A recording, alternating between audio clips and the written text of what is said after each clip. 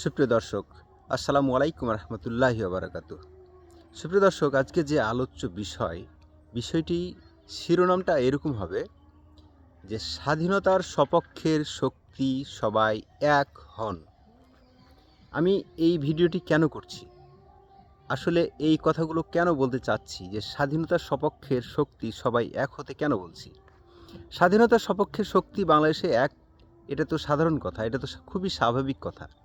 কিন্তু আপনারা দেখতে পাচ্ছেন ইদানিং একটি শক্তি, যেটা কিনা অপশক্তি বলবো, ইদানিং একটা অপশক্তি স্বাধীনতার যুদ্ধকে কেন্দ্র করে বিভিন্ন উস্কানিমূলক কথাবার্তা বলছেন। যেমন কয়েকদিন আগে জামাত শিবিরের একটি আর কি মানে পত্রিকা, ছাত্র সংবাদ সম্ভবত এটার নাম, এখানে যারা মুক্তিযোদ্ধা তাদেরকে বলা হইল যে যারা ভুল করে ৭১ সালে কিছু মুসলিম মুক্তিযুদ্ধে চলে গিয়েছিল, এবং তাদেরকে বলা হলো এরকম অনেকটা যে তারা যারা আজকের মুক্তিযোদ্ধা তারা ভুল করে মুক্তিযুদ্ধে অংশগ্রহণ করেছিল।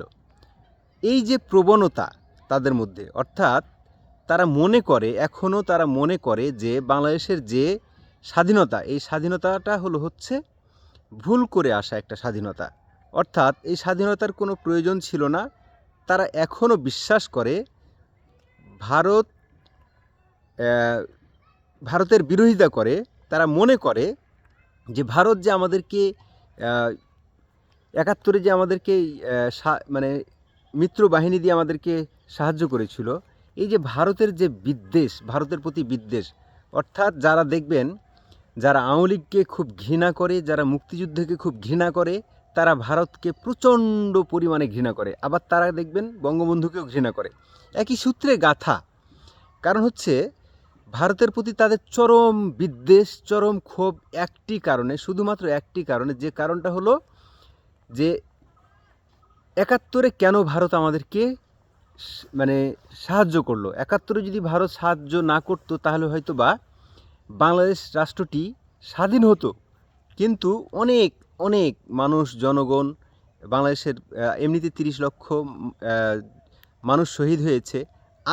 এমনও হতে পারতো যে এখানে আরও কয়েক লক্ষ মানুষ মারা যেতে পারতো, তারপরে স্বাধীনতা আসতে পারতো। এমনও হতে পারতো যে স্বাধীনতা হয়তো বা দূর পরাহুত এক স্বপ্ন আমাদের হয়ে থেকে যেতে পারতো। কিন্তু ভারত আমাদেরকে যেভাবে সকল দিক থেকে সাহায্য সহযোগিতা করেছিল, এই কারণেই ভারতের উপরে এই গোষ্ঠীটি, বঙ্গবন্ধুর উপরে এই গোষ্ঠীটি, তারপর জিয়াউর রহমানের উপরে এই গোষ্ঠীটি, তারা সকলেই বিরুদ্ধ আচরণ করে থাকে।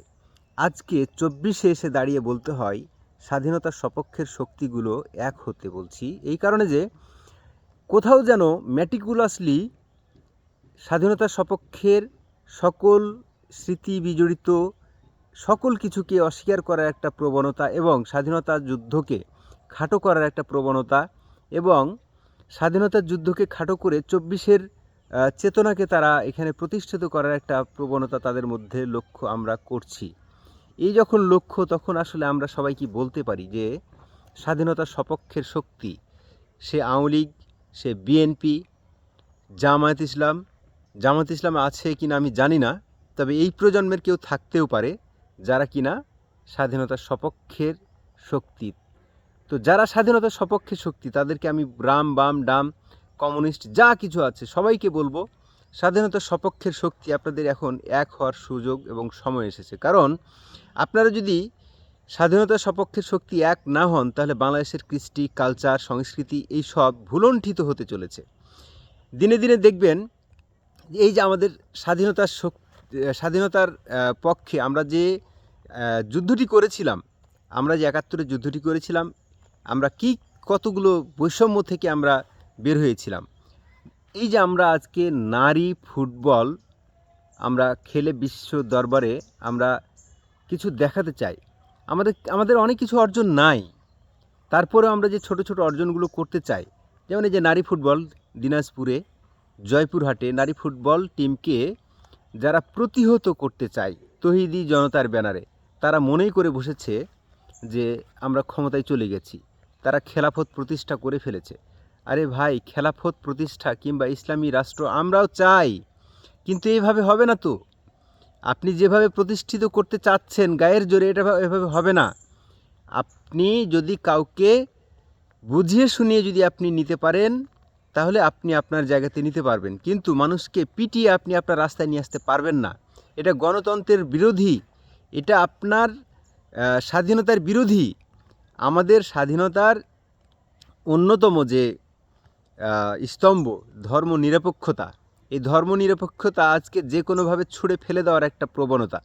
হ্যাঁ, ধর্মনিরপেক্ষতা এটা প্রয়োজন কেন এবং প্রয়োজনীয়তা নয় কেন, এটার জন্য ডিবেট থাকতেই পারে, কিন্তু একটি গোষ্ঠী এই দেশকে, ইসলামী জঙ্গি গোষ্ঠী, ইসলামী মৌলবাদ, তালেবানি শাসন, পাকিস্তানের মতো একটা গোষ্ঠী যারা কিনা দিনে রাতে মসজিদের মধ্যে বোমাবাজি করে, এরকম একটা রাষ্ট্র তৈরি করতে চায়। এই পাকিস্তানি বিরোধী বাংলাদেশ বিরোধী দেশটি পাকিস্তানের সাথে অখণ্ডতা ঘোষণা করতে পারলেই মনে হয় তারা এখন বাঁচে।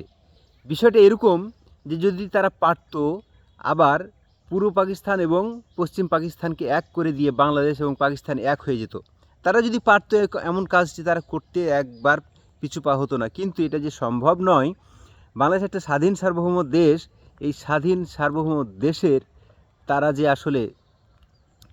যে এই চেতনাকে ধারণ করে না, তাদের বাপ দাদা 14 পুরুষ এখনকার যারা এই স্বাধীনতা এবং বঙ্গবন্ধু শহীদ প্রেসিডেন্ট জিয়াউর রহমানকে নিয়ে যারা টানা হিচড়া করা শুরু করেছেন, তারা যে স্বাধীনতা যুদ্ধের চেতনাকে আপনারা অস্বীকার করেন, আপনার বাপ দাদা 14 পুরুষ, আপনারা যে পাকিস্তান এই দেশটিকে আপনারা সবসময় আতু আতু করেছেন এবং আপনারা যে অখণ্ডতা চাননি, আপনারা যে এই বাংলাদেশটার স্বাধীনতা চাননি, আপনার বাপদাদা 14 পুরুষ থেকে আপনাদের মধ্যে এটা প্রতীয়মান হয়ে আসছে। সুতরাং আজকে বলবো, বিএনপি, আওয়ামী লীগ, অন্য বাম সংগঠন, ডান সংগঠন, যে সংগঠনই হন, স্বাধীনতার সপক্ষে যত শক্তি আছে সব এক হন, একত্রিত হন, আর না হয় আগামী দিনে চরম একটা বিপর্যয় আপনাদের সামনে উপস্থাপিত হতে যাচ্ছে বলে আমি মনে করি।